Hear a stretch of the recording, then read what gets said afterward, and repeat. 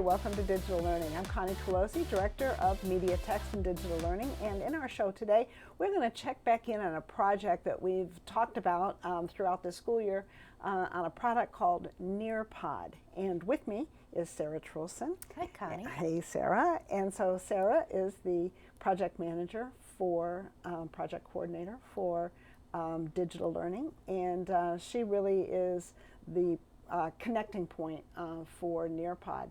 So Sarah, earlier in this school year, we showed footage and had a conversation about the Nearpod training this summer. Yes. And we had quite a few teachers go through that training. And of course, when you have a new product, you wonder what's going to come of it and who's going to use it. And so what have you seen so far as the school year has gone on with relative to Nearpod? And you know what, let's back up just a bit and give me a short explanation on what Nearpod is and then what you've seen. Nearpod is a great little tool that teachers can use for presentations, to create opportunities for collaboration in their classroom. It's nice because instead of just having a PowerPoint on the front of the room that the kids all kind of have to look at, each of the students or a little group of students can have a device with that presentation, but also the teacher can embed quiz questions or drawing activities or ways for the students to collaborate on one space right into the lesson seamlessly with this tool.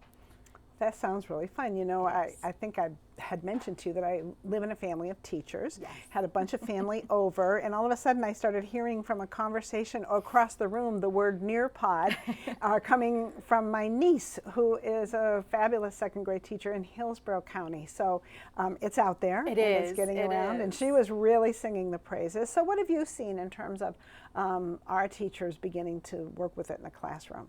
I've seen it all over. So I've seen teachers in middle school who are using it in social studies classes.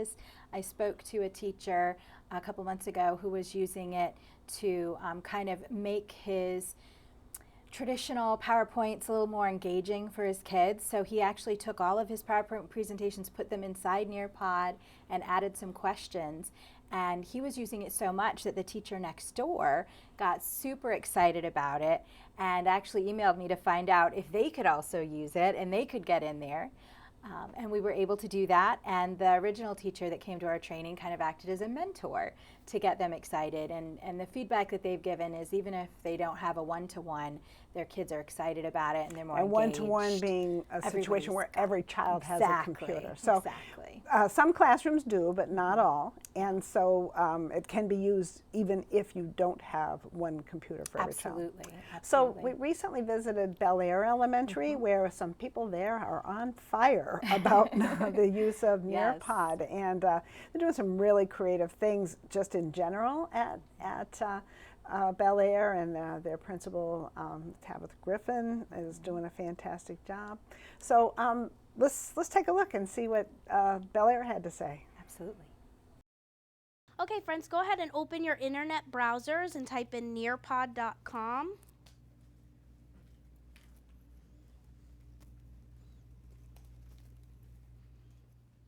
And we have our code up on the board. As soon as you're at nearpod.com, our code is right up here. MSIDW.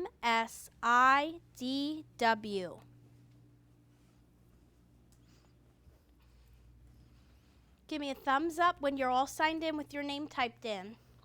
MSIDW. I just want to say Nearpod has transformed my classroom. At the beginning of the year, maybe some people might have thought I was crazy trying to get 27-year-olds onto a laptop for the first time. They've never used this kind of technology in their classrooms before for more than anything like ST Math, and they would go to the computer lab for that. So at the beginning of the year, I was thinking, man, this might be a big undertaking. But I went to the Nearpod training over the summer that the district offered, and I was just blown away. I thought to myself, how can I incorporate this into my classroom every day? And at the beginning, it wasn't easy. I'm gonna be honest, it wasn't easy because I was learning it for the first time. But now I feel so confident about all its features, and the kids love it. I mean, they stay engaged. It meets every learning style. And because of that reason, they buy in so quickly, the same way they do with other computer programs. They're allowed to get comfortable with becoming digital citizens in a way that's going to benefit them academically moving forward, because this is the way of the world. And so, believe it or not, these kids ran with it from the very first week of school. And we were able to use Nearpods at least 3 times a week by October. And that's something that's, I think, impressive with a group of 7-year-olds. I was nervous at first, but they really rose to the occasion. That's what kids do. So those of you who are just joining us, I'm going to take the code off the screen, and it'll be in the upper corner, okay? For those of you who are typing it right now, it's MSIDW. And it lives right up here. So if you get logged in after us, that's where your code is. Thank you, Maxwell. So we've been looking at realistic fiction, and this is just our 2nd day. So it's still new. We're still understanding more about realistic fiction, but we have a specific objective today. And if you're on the screen with me, you can see that today's objective is, I can notice parts of a story that are realistic, paying specific attention to how characters communicate with one another. Let's see if we can read that together. If it's not on your screen, it's right up here. So this is our scale, and we just received it yesterday. This is our 2nd day. So we're probably still hanging out in the 1 or 2 space, and that's just fine, okay? But at our 2, you'll notice that our daily objective is right down here.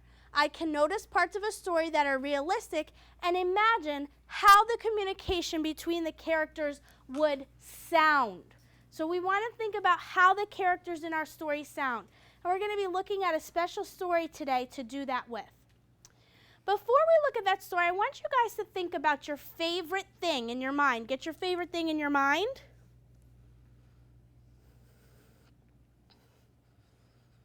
I know my favorite thing is Lawrence. So get your favorite thing in your mind. If you look at your screen, it's asking you to name something you would be really upset if you lost. A tangible item. That means something that you can touch. So not like if we lose a football game or a baseball game, but actually an item that we own. Name something you would be really upset if you lost. We're going to collaborate. Your tablet. Okay, so you're just going to type my tablet. Click here. Ooh, I'd be upset if I lost Little Bear, my dog. So I'm going to like Zariyah's because she said she'd be upset if she lost her dog.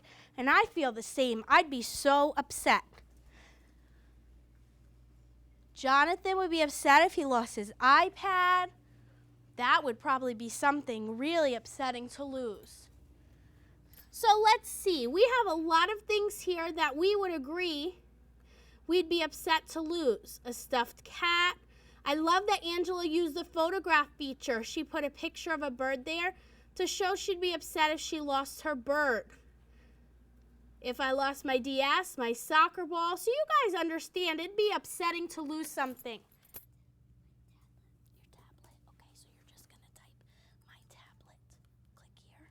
We get to use these collaborations, and there's like a certain thing that we have to type about, and today we did what thing will we react to when we lost it. And like I'll give you some examples. Sophia did Shopkins. I actually did 2. My stuffed cat and my big dog Blaze. And that's pretty much all. Your teacher puts it in, and then you just type something. There's going to be a question that asks you about it. You type it, and then if you have time, you can also add a picture. If you want, you can put a picture with it, and then you press post, and then other people can see it, and they could put a heart because they like it.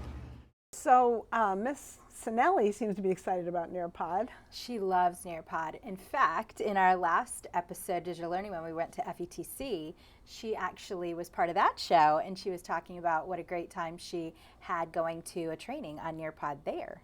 Wow. So then we have another clip of a different teacher, Miss Tina Gilbert. We'll take a look at that. Yes. Remember, we survey the text. What pops out? Those visual aids pop out, right? Okay, we notice what repeats, that repeating information. If I find it in more than one place, it must be important. And finally, one text, multiple ideas. Maybe it's in the visual aid, but it isn't in the text. Does that make the idea any less important? No, okay? So remember those things as you go. If you are in group 1, that's Albert, Alex, Dulce, and Angelique, please head to that table right there. Quick feet, friends. Jonathan, can you remember any of the questions that readers should stop and ask themselves while they're examining those text features? What is the story about? Okay. DER under ST. Understanding. Article. The main idea. Good. So, in our opinion, non-text features help us to understand the story of the text and the author's opinion. Oh, that's a good point. If it's an opinion text, then we might also use the visual aids for an author to make that clear for the reader. The purpose of nonfiction text features is to explain how visual aids add to my learning, help figure out the main idea and the real text features.